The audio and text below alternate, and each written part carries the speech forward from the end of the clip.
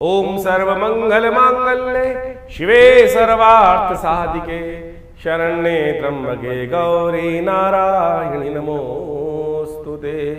जेन बद्धो बलि राजा दानवेन्द्रो महाबला तेन त्वां प्रतिपद्नामि रक्षे माचल माचल। गंगा तरंग रमणीय जटा कलापम गौरी निरंतर विभूषित वाम भागम नारायण प्रियमनंग मदापहारम वाराणसी कुलपतिम भज विश्वनाथम। नमस्कार, स्वागत है आपका आचार्य वाणी में। मैं आचार्य डॉक्टर विक्रमादित्य आपके साथ हूँ। आज का विषय हमारा है कि वृषभ राशि वालों के लिए 6 तारीख बुधवार का अवसर, द्वादशी तिथि विद्यमान है, बुध प्रदोष का योग बन रहा है और आपकी राशि के दृष्टिकोण से बुध महाराज बहुत महत्वपूर्ण स्थिति में अभी आने के योग बना रहे हैं। आपकी राशि के दृष्टिकोण से जहाँ वो बैठे हैं वो आपकी कार्यशैली में बहुत महत्वपूर्ण बुध आदित्य का योग बनकर आपकी राशि में तैयार हो रहा है। बुध अब बहुत जल्दी उदय होने जा रहे हैं और ये बुध उदय होकर आपकी राशि में बहुत महत्वपूर्ण योग बनाने वाले हैं। ऐसे में इस शुभ तिथि में अवश्य आप भगवान को बिल्वपत्र अर्पित करें, पीले पुष्प अर्पित करके भगवान का पूजन करने का प्रयास करें। ध्यान रखिएगा, इस दिन 5, 6, 7 इन तिथियों में विशेष तौर पर ज्येष्ठ और मूल नक्षत्र के योग बन रहे हैं।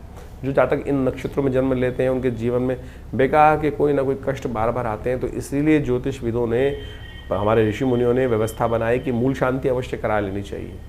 तो जो जिनका जन्म इस नक्षत्र में हो रहा है उनको मूल शांति अवश्य करानी चाहिए। कई बार नहीं होती है और फिर वो जीवन भर कष्ट देता है, तो अवश्य 27,000 मूल मंत्र का जप करवा लें। आमतौर पे जो पूजा पाठ होती है वो 27 जगह की मिट्टी, घड़े का पानी, ये वो सब व्यवस्था हो जाती है, लेकिन मूल मंत्र का जप जो मूल शांति के लिए सबसे ज़रूरी है, 27,000 वही नहीं करते हैं लोग। उसका जप करिए, करवाइए 27 दिन तक। इस नक्षत्र से आरंभ होकर 27 दिन बाद जब पुनः नक्षत्र घूम कर आए तब तक वो मूल कारण चलना चाहिए, वही आपके लिए उस कष्ट से निवारण करने का योग बनाएगा। और वही नहीं होता है तो इस बात का ध्यान रखते हुए कार्य करेंगे तो अच्छा रहेगा। 7 तारीख बृहस्पतिवार का अवसर, त्रयोदशी तिथि विद्यमान है और इस दिन ग्रहों का परिवर्तन होने का ये जो योग बन रहा है वो आपके लिए अच्छा रहेगा। ओवरऑल कहीं ना कहीं आपके अंदर धर्म का उदय करने का योग बना सकता है। इस समय में आपके लिए अच्छा है। नए कॉन्टैक्ट्स पे कुछ रास्ता बनने के लिए मन में दुविधा मत रखिएगा, आगे बढ़ने का आपको प्रयास करना चाहिए, तो वो आपके लिए अच्छा है। रवि योग है जो दोपहर को 2 बजे के बाद बनेगा। चीज़ें आपके लिए पॉजिटिव डायरेक्शन में जाने को तैयार है, लेकिन जो मन में शंका है करूँ ना करूँ उसको हटाने का आपको प्रयास करना चाहिए। पॉजिटिव वे में चलोगे तो अच्छा रहेगा। लाभ के रास्ते प्रशस्त होते दिखाई दे रहे हैं, इस बात का ध्यान रखें। कन्या पूजन करना सबसे अच्छा रहेगा। कन्याओं, छोटी कन्याओं को का आशीर्वाद लेना आपके लिए बहुत श्रेष्ठ रहेगा। 8 तारीख शुक्रवार का अवसर, चतुर्दशी तिथि विद्यमान है, सत्यव्रत इसी दिन रहेगा। हयग्रीव भगवान की उत्पत्ति का भी योग इसी दिन बना, तो अवश्य भगवान का सुंदर पूजन करना चाहिए। इस दिन बड़ी श्रद्धा के साथ सत्यनारायण कथा, सावन के महीने में सत्यनारायण कथा का पूजन बड़ा कल्याणकारी माना जाता है। ग्रही नक्षत्रों का योग आपकी राशि के दृष्टिकोण से मन में धर्म भाव का उदय करता दिखाई दे रहा है। सत्य की तरफ आप चलते दिखाई दे रहे हैं, सरलता की तरफ आप चलते दिखाई दे रहे हैं, लेकिन ध्यान रखना कुछ कहीं ना कहीं थोड़ी सी गलती होने से नुकसान भी हो सकता है। जो सत्य जब चलते हैं तो बहुत सारी चीज़ों को इग्नोर कर सकते हैं। छोटी चीज़ों को इग्नोर करना कहीं ना कहीं नुकसान करा सकता है, इस बात का ध्यान रखें। अलर्ट रहें, थोड़ा अलर्टनेस जरूरी है, क्योंकि बुध चल रहा है अस्त, तो कहीं ना कहीं थोड़ा ध्यान भंग होता दिखाई दे रहा है। तो आपके लिए राशि के दृष्टिकोण से इस वक्त गौ पूजन करना सबसे श्रेष्ठ रहेगा। 9 तारीख शनिवार का अवसर है, पूर्णिमा तिथि है, राखी का सुंदर पर्व का सुंदर योग बन रहा है। ऐसे में इस राखी के पर्व पर साथ साथ बुध भी उदय होने जा रहे हैं और ये बुध का उदय होना आपके लिए कई प्रकार से बड़ा शुभ योग बनाता दिखाई दे रहा है। चीज़ों को इफेक्टिव वे में आप आगे ले जाने के योग बना सकते हैं। बुध के साथ सूर्य विराजमान है और बुध उदय हो रहे हैं, तो आपके लिए ये रास्ता बड़ा अच्छा योग बनता दिखाई दे रहा है। इसका उपयोग आपको अवश्य आगे बढ़ने के लिए करना चाहिए। राखी का महापर्व बड़ा सुंदर पर्व है, इसको भी समझें। भारतीय संस्कृति में रक्षाबंधन का अद्भुत वर्णन शास्त्रों में बड़ा प्राचीन काल से मिलता है। आज कुछ भ्रांति संसार में उपस्थित कर दी जाती है।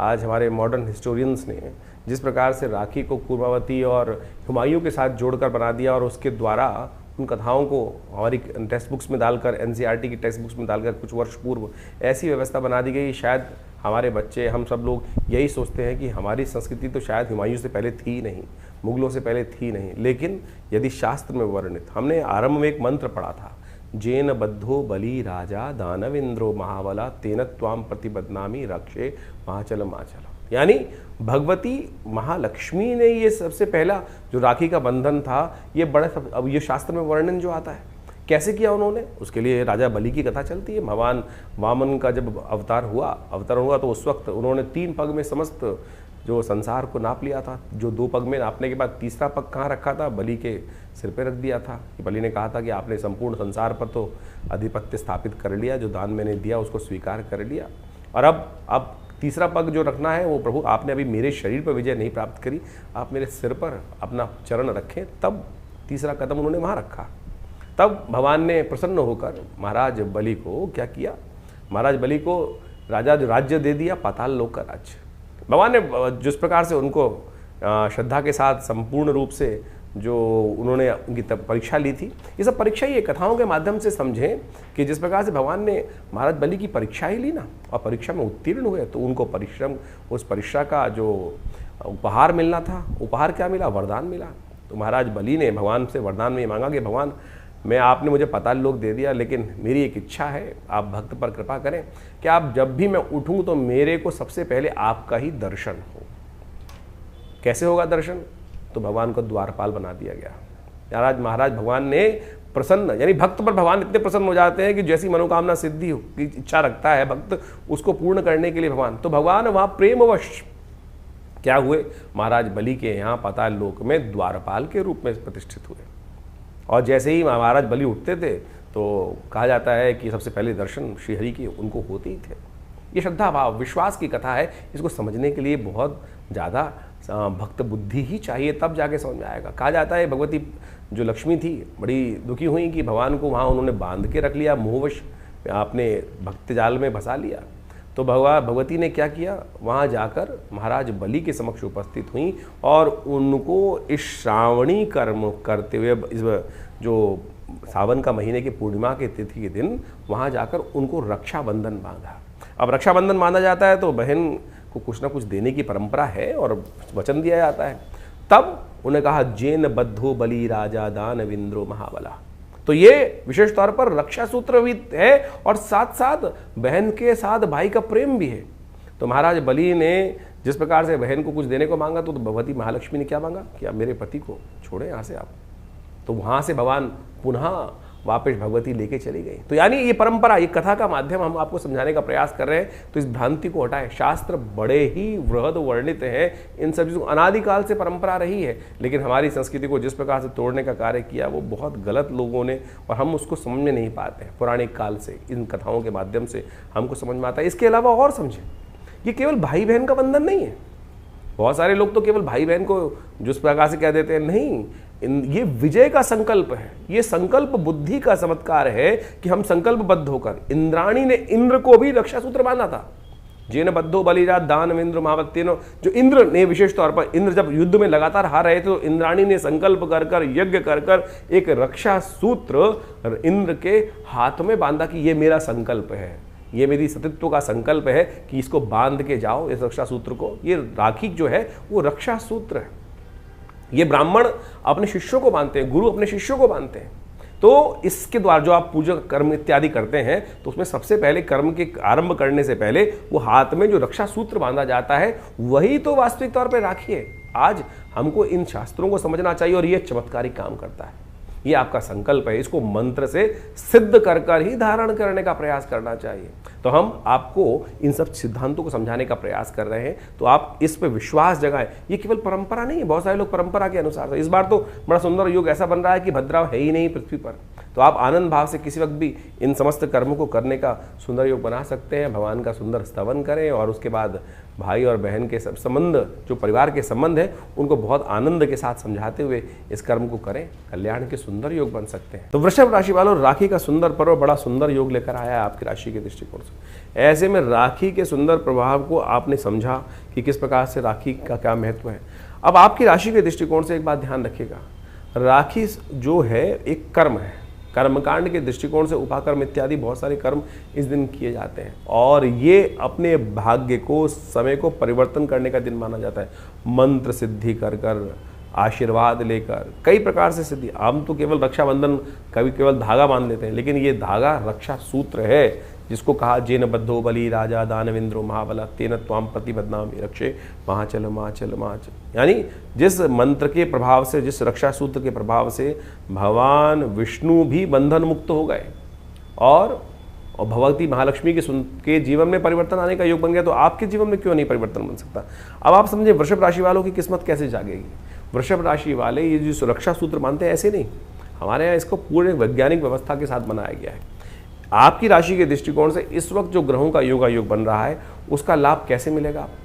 आप मयूर पंख का उपयोग करने का प्रयास करें। आपकी राशि के दृष्टिकोण से यदि आप रेशमी वस्त्र धारण करें इस दिन और रेशमी वस्त्र से बनी हुई राखी का उपयोग करते हो। आज तो बाजार में प्लास्टिक की राखी पता नहीं कौन कौन सी क्या क्या चीज़ चल गई है। प्राचीन काल में जो विशेष तौर पर रक्षा सूत्र था, एक पूरी व्यवस्था थी। तो आपकी राशि के दृष्टिकोण से हल्दी और साथ में दूर्वा और मोर पंख, इन चीज़ों का उपयोग करते, साथ में कौड़ी, इन चीज़ों का उपयोग करते हुए यदि राखी को आप सिद्ध कर जो मंत्र हम आपको बता रहे हैं वो भी ध्यान कर लीजिए, क्योंकि मंत्र इसमें बहुत विशेष है। ओम नमो भगवते वासुदेवाय, इस मंत्र का जप करते हुए, इस मंत्र का स्तवन करते हुए यदि आप जो राखी का उपयोग करेंगे, बांधेंगे या बंधवाएंगे, तो आपके जीवन में बहुत महत्वपूर्ण, ये बात नहीं है केवल भाई बहन ही बनते हैं, इसका शास्त्र में विधान जो है वो भी हमने आपको बताया। तो ऐसे में इन समस्त चीज़ों को सिद्ध कर यदि आप उपयोग करते हुए राखी का इन समस्त चीज़ों में उपयोग करेंगे, तो ये आपके समस्त कष्टों को निवारण करने का रास्ता, अलाएं बलाएं टालने का योग। मयूरपंख अपने आप में एक सिद्ध प्रयोग शास्त्र में वर्णित है। भगवान कृष्ण धारण करते थे और कहा जाता है उसको धारण करने के बाद नजर भी नहीं लगती। तो ग्रहों का जो ये प्रभाव जो आपने अभी समझा, आपकी राशि के दृष्टिकोण से किस प्रकार का योग बन रहा है, जो परिवर्तन का समय इस वक्त चल रहा है, शनि मंगल का टकराव चल रहा है, शनि वक्री चल रहे हैं, बृहस्पति और शुक्र की युति चल रही है, इन सब का प्रभाव वर्तमान में हर व्यक्ति के दृष्टिकोण से अलग अलग पड़ रहा है। मूल जन्मपत्री राशि के दृष्टिकोण से इस बात को हमें समझना चाहिए कि ऐसा नहीं है कि हर राशि वाले के लिए, जैसे जिस राशि का जो ग्रह योग बन रहा है वो हर राशि वाले के लिए उसी प्रकार का ही बनेगा, ऐसा नहीं हो सकता है। क्यों नहीं हो रहा है इस प्रकार से? बहुत सारे बात लोग व्यंग्यात्मक तौर पे करते हैं कि 12 राशि के दृष्टिकोण से ये परिवर्तन का प्रभाव तो हर व्यक्ति के साथ ऐसे ही होगा। नहीं, आपकी मूल जन्मपत्री में ग्रहों की युति किस प्रकार से है, आप ये मान के चले कि किस प्रकार का योग बन रहा है। इसको ऐसे कैटेगराइज कर लीजिए कि एक स्पेसिफिक ब्लड ग्रुप का व्यक्ति है क्या, जब कोई बीमारी आ रही है मौसम के अनुसार परिवर्तित हो रही है कि सब लोग उसी के अनुसार से बीमार हो रहे हैं क्या, ऐसा नहीं होता है। तो आपकी मूल जन्मपत्री, आपकी मूल जो आप प्रकृति है वो किस प्रकार की है, उसका प्रभाव किस प्रकार से है, कौन इम्यून स्ट्रांग है, कौन इम्यून वीक है, तो उसका प्रभाव उस हिसाब से होता है। तो इसी प्रकार से ज्योतिष के दृष्टिकोण से इस बात को हमें समझना चाहिए कि परिवर्तन के योग बन रहे हैं।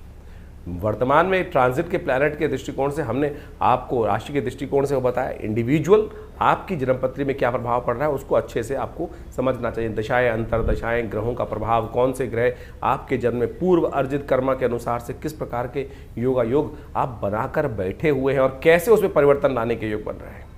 तो ग्रहों की गोचर ये आपको अच्छे से समझाने का प्रयास करती है और जल्दी जल्दी यदि आप परिवर्तन का रास्ता देखना चाहते हैं, प्रभाव देखना चाहते हैं, तो उसको सही से समझकर यदि आप कार्य कर लेंगे तो बहुत अच्छे से परिवर्तन के योग बन जाते हैं। तो इस समय जो ग्रहों का योग चल रहा है उसका प्रभाव भी आपने समझ लिया है। हमने आपको भी बताया था कि शनि मंगल का जब टकराव चलता है आपस में तो मन में कहीं ना कहीं द्वेष उत्पन्न होता है। इसके लिए अलग से जो वीडियो बनाया था उसको जाके समझ लीजिएगा। तो जो 3-4 महीने का योग है वो अंतर द्वंद्व से बचते हुए कार्य करने का प्रयास करना है। शनि मंगल का जब टकराव होता है तो क्या होता है, द्वंद्व उत्पन्न होता है। बृहस्पति शुक्र की युति जब चल रही होती है तो मानसिक तौर पर व्यवस्था ऐसी बनती है कि इधर जाऊं कि उधर जाऊं, द्वंद्वात्मक स्थिति मनोमस्तिष्क में विचारों की उत्पन्न होती है। एक रास्ता इधर से, एक रास्ता इधर से, उसमें कौन सा चुनना है उसके लिए हमें निष्कर्ष पे पहुंचना होता है और ज्योतिष वही निष्कर्ष बताता है। अब ऐसा समझें आप इसको इस प्रकार से बहुत अच्छे से उदाहरण हम दे के समझाते हैं कि गूगल ने आपको रास्ता दिखा दिया। आजकल गूगल मैप्स का हम देखते हैं और उसके बाद भी ये थोड़ी गूगल पकड़कर आपको उसी प्रकार से ले जा रहा है कि नहीं इस पे जाना है, कहीं और नहीं जाना है। वो तो आपके हाथ में, चुनाव आप कौन सा कर रहे हैं। सामने आपके सामने मार्ग प्रशस्त है, ज्ञान आपके सामने दिया हुआ है, उस ज्ञान पर आप चलना चाहते हैं या नहीं चलना चाहते, वो चुनाव आपके जीवन में आपको दे दिया गया है। जैसे कहा गया ना, अवश्यमेव भोक्तव्यम कृतम कर्म शुभाशुभम। परमात्मा हम लोग के मन में आती है कि परमात्मा हमको गलत रास्ते पे जाने ही क्यों देता है।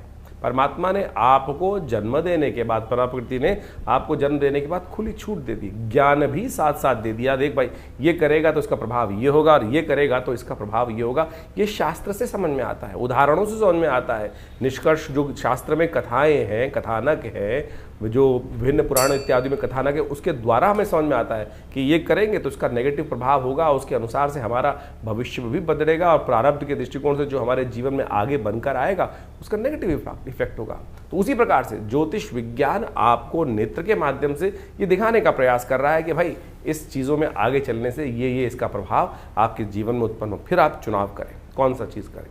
और बहुत सारे लोगों के मन में एक भाव होता है कि उपाय जो करते हैं उसका प्रभाव होता है, नहीं होता। क्यों नहीं होता उपाय का प्रभाव? हजारों लोगों के जीवन में परिवर्तन का योग बनता है। हम तो नित्य प्रति देखते हैं, जब प्रार्थना, अनेक प्रकार के शास्त्र में वर्णित उपाय, चाहे वो किसी प्रकार के भी हों, जिस शास्त्र जिसका अनुभव, जिस विद्वान का अनुभव हुआ, उन्होंने वो उपायों को शास्त्र में वर्णित किया, उनका प्रभाव बिल्कुल होता है। हर एक्शन का कुछ ना कुछ रिएक्शन है ही, इस बात को हमें समझना चाहिए। तो शास्त्र में अनेक मनोकामनाओं की सिद्धि करने के लिए जो रास्ते बताए गए हैं वो समस्त आपके जीवन में कल्याण का योग देते हैं। इस वक्त तो सावन का सुंदर महीना चल रहा है, कुछ ही दिन बाकी हैं सावन के महीने में। कोशिश ये करें भगवान की शरणागति प्राप्त करने का प्रयास करें। देखिए 9 ग्रह आपके जीवन में बहुत सारे खेल खेलते हैं, बहुत सारे खेल आते हैं, अच्छे बुरे सब प्रकार के आते हैं, लेकिन भावी मेट सके त्रिपुरारी, ये भाव से हम ध्यान रखना चाहिए। तुलसी बाबा ने बड़े सुंदर रूप से लिखा है कि हमारे जीवन के जो कष्ट हैं वो कौन मेट सकते हैं? भगवान शंकर ही मेट सकते हैं। और भगवान शंकर का अनुग्रह, ये 10वां ग्रह है, इसका अनुसरण करने का प्रयास करो। 9 ग्रह तो जो खेल खेलेंगे, ब्रह्मा मुरारी त्रिपुरा अंतरकारी भानु शशि भूमि सुतो बुधश्च, ये सब तो ग्रह चलते ही रहेंगे, लेकिन इसके बाद भी जो 10वां ग्रह है प्रभु का अनुग्रह हम प्राप्त करने का प्रयास करें। शिवरात्रि नवरात्रों में, विशेष तौर पर सावन के महीने में विशेष कार्यक्रम चलते हैं, हर क्षेत्र में चलते हैं, भारत के क्या पूरे विश्व में जहाँ जहाँ सनातन की पद्धति रही, वो जहाँ जिस प्रकार भी योग होते हैं, लोग भगवान की शरणागति प्राप्त करते हैं। और कथाओं के माध्यम से वो विश्वास जागना चाहिए कि 1 लोटा जल भी भगवान शंकर को यदि अर्पित करेंगे तो बहुत सारे कष्टों से निवारण करने का ये विश्वास है हमारा, ये संस्कृति का विश्वास है। और ये अनुभव भी है कि भगवान समस्त कष्टों को हर लेते हैं। जैसे दूध अगर डालेंगे भगवान शंकर पुष्टि के योग बनेंगे। भगवान के अपने मनोरथ सिद्ध करने के लिए अनेक प्रकार से अनेक विधान शास्त्र में उपस्थित किए गए हैं। तो इस वक्त रुद्राभिषेक का समय चल रहा है, कोशिश करें अपनी श्रद्धा के अनुसार से भगवान को जल अर्पित करें, दूध से भगवान का अभिषेक करें, दही से भगवान का अभिषेक करें, घी से भगवान का अभिषेक करें, इच्छू रस, गन्ने के रस से भगवान का अभिषेक करें। और बहुत सारे अनेक प्रकार के जो शास्त्र में वर्णन जो किया है जिन प्रकार की पद्धतियों को, उन सब चीज़ों को कर लेने से बहुत बढ़िया अद्भुत प्रकार के योग कर्म के द्वारा वो योग बना सकते हैं आप। तो इन सबको समझें। हमने विवेकानंद योगाश्रम में पूरे सावन के महीने में नित्य प्रति रुद्राभिषेक रखा, बहुत सारे लोगों ने उसमें भाग लिया। लोगों ने अपने मनोकामना सिद्धि के लिए अपने अपने अनुसार से उसमें समर्पण संपूर्ण साथ देकर उस कार्य को किया। कुछ दिन और शेष बाकी हैं। शुक्ल पक्ष का अंतिम समय चल रहा है, जिसमें बड़ी श्रद्धा के साथ बड़े उत्सव। कृष्ण पक्ष से ज़्यादा शुद्ध माना जाता है शुक्ल पक्ष, क्योंकि चंद्रमा गति को प्राप्त वृद्धि की तरफ जा रहे होते हैं। जो पूर्णिमा के दिन सुंदर योग बनता है, श्रावणी कर्म उपाकर्म, उसी दिन तो अमरनाथ में जल चढ़ता है। तो कोशिश ये करें श्रद्धा के साथ भगवान के इस सुंदर मास में संपूर्ण रूप से भगवान के प्रति समर्पण करने के लिए आप विवेकानंद योगाश्रम में आ सकते हैं। जो 2 सोमवारों का सुंदर योग रहेगा, तीसरा चौथा सोमवार, जो चौथा सोमवार का योग बन रहा है, उसमें अवश्य भगवान के श्री चरणों में उपस्थित होकर आश्रम में जो प्रतिष्ठित बड़े विशाल भगवान शंकर के श्री विग्रह, फेसबुक पर जाकर आप हमारे उस कार्यक्रम को डेली लाइव भी देख सकते हैं। जो हमारा फेसबुक है आचार्य वाणी आचार्य विक्रमादित्य, उसमें हम लाइव डेली उस पूजा को दिखाते हैं, कराते हैं। आप सब भी उस दिव्य रुद्राभिषेक कर्म में सम्मिलित हों। भगवान का सुंदर रुद्राष्टाध्यायी के द्वारा जो स्तवन चलता है और उनका पाठ चलता है, उनका जलात्मक दुग्धात्मक अनेक प्रकार से औषधियों से जो अभिषेक चलता है, उसमें सम्मिलित होकर भगवान के प्रति अपनी श्रद्धा के समन को अर्पित करें। और रविवार वाले कार्यक्रम में तो आप सब सदा आमंत्रित ही रहते हैं, उसमें आप आएँ। दिल्ली में ये विवेकानंद योगाश्रम जमनाबाद लक्ष्मी नगर क्षेत्र में स्थित है और पूरा एड्रेस हमारे फ़ोन नंबर से संपर्क साध सकते हैं। हमारी जो वेबसाइट है आचार्यविक्रमादित्य.com, उस पर भी जाकर संपूर्ण जानकारी लेने का योग बना सकते हैं। धन्यवाद, नमस्कार।